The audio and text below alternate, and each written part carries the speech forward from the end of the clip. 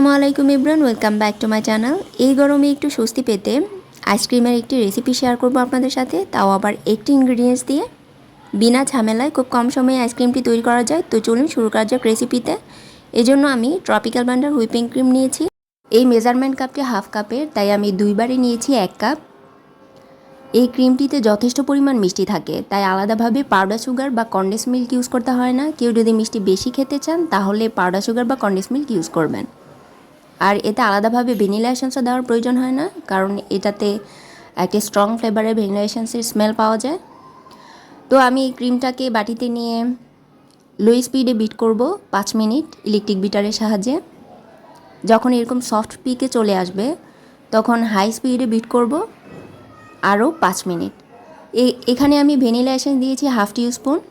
দোকানের যে একটা ভ্যানিলা এসেন্সের স্ট্রং ফ্লেভার পাওয়া যায় সেটা আনার জন্যই দিয়েছি, আপনারা চাইলে এটা স্কিপ করতে পারেন। আর এই ক্রিমটাকে কিন্তু কোনোভাবেই ওভারবিট করা যাবে না, ওভারবিট করলে এটা কিন্তু বাটার হয়ে যাবে।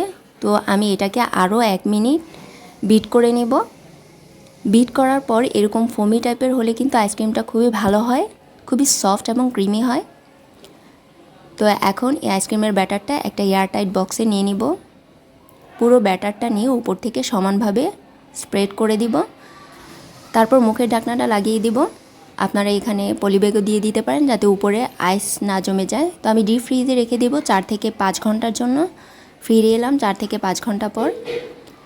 4 থেকে 5 ঘন্টা বা এর কিছু সময় বেশিও লাগতে পারে আইসক্রিমটা জমার জন্য। আমার 4 থেকে 5 ঘন্টার মধ্যে আইসক্রিমটা জমে গিয়েছে। এখন আমি একটা স্পুন দিয়ে আইসক্রিমটা তুলে নিচ্ছি। আপনারা নিশ্চয়ই দেখতে পাচ্ছেন যে আইসক্রিমটা কত সহজভাবে তুলে নেওয়া যাচ্ছে। অনেক সফট এবং ইয়ামি হয়েছে আইসক্রিমটা।